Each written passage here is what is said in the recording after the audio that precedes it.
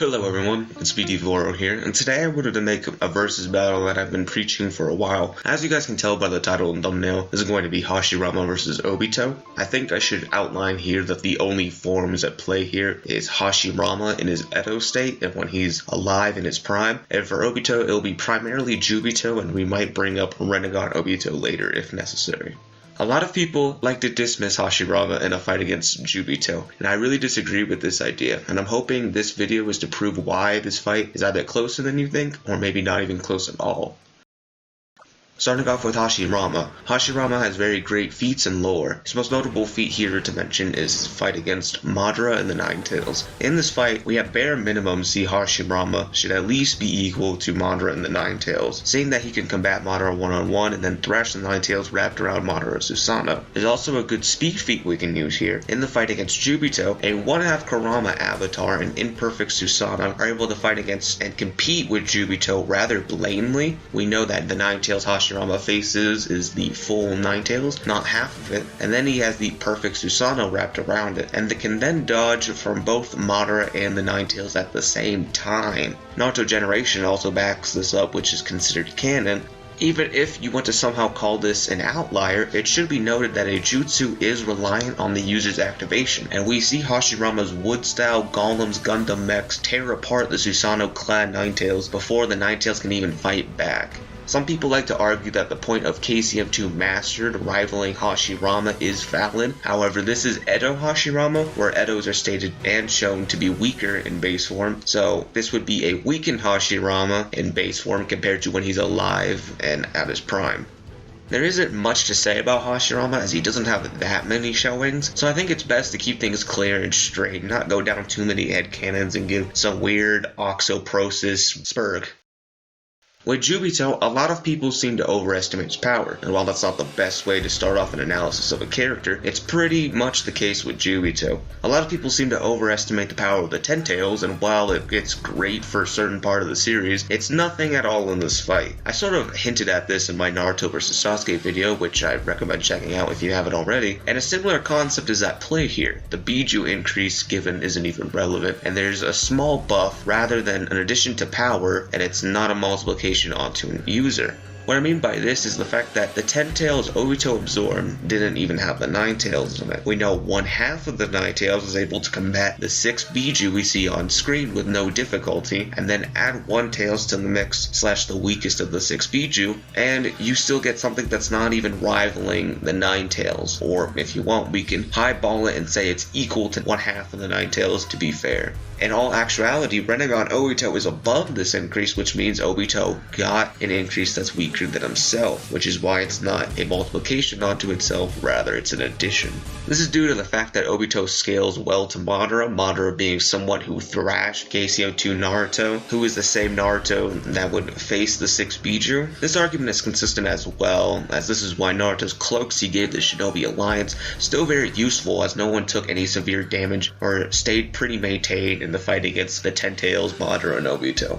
This argument is made even more consistent, as this could be a testament as to why Madara was so confident in taking on Juubito. During the fight against practically everyone, Juubito also seems to get ragdoll tag teamed by Tobirama and Minato many times and get speed blitzed tremendously. This is rather important as well, as we see Sage Mode Madara manhandle the same Tobirama using the same technique twice and counteracts both times. This is good to know, as Sage Mode Madara should scale to a live Hashirama, albeit probably takes it, but Hashirama over Madara and hit with his base Sharingan, and then Sage Mode, which they both have. Then Madara would then have the Renegade, which I do think would put Madara above Hashirama. You could argue that Madara didn't even absorb the full Sage Mode as well, as he just seemed to grab his hand and pulled it out for a couple seconds, then dropped Hashirama with no statements of it being perfected, high tier, or at max.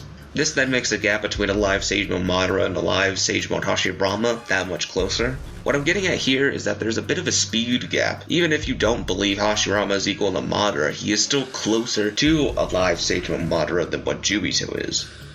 There's also the issue of Juubito having the lack of his Sharingan abilities, most notably Kamui, making part of Obito's kit rather useless.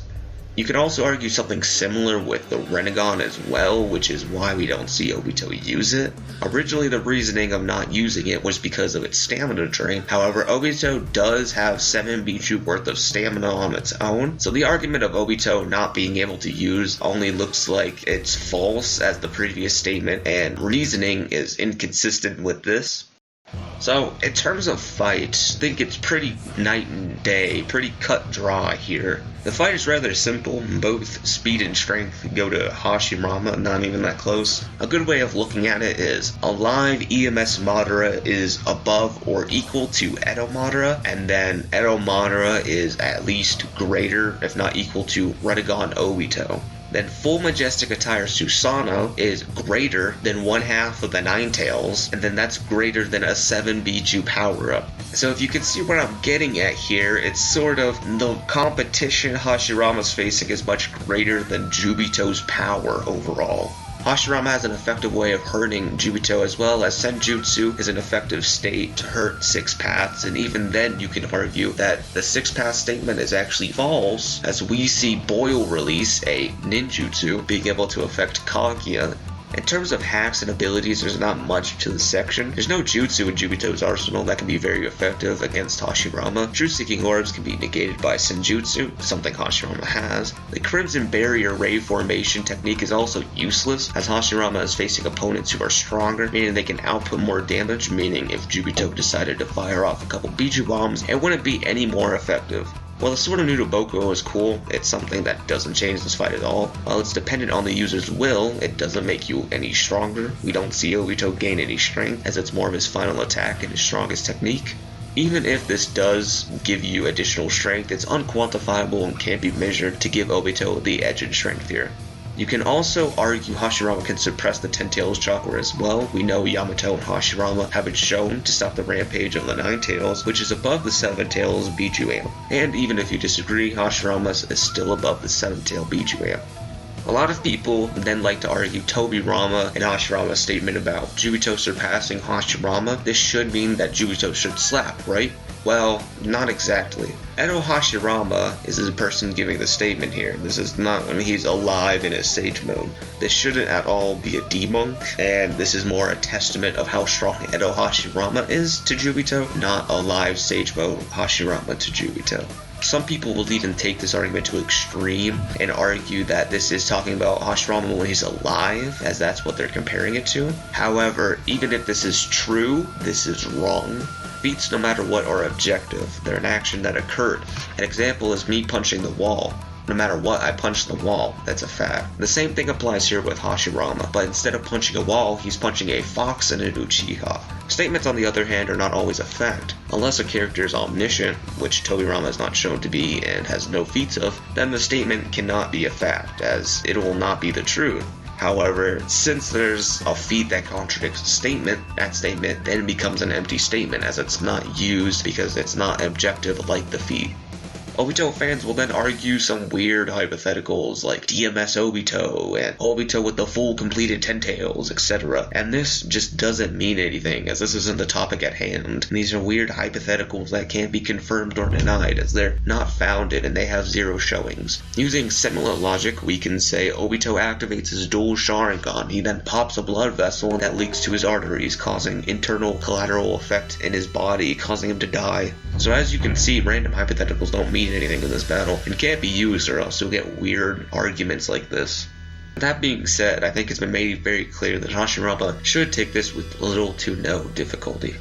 Anyways guys, thank you for watching. If you enjoyed this video, please leave a like and subscribe if you haven't. It's always appreciated and it helps the channel out a lot. I have some cool videos in the future that I can't wait to drop, so make sure to stay tuned for those. And with that out of the way guys, thank you so much, and until next time, I'll catch you guys later.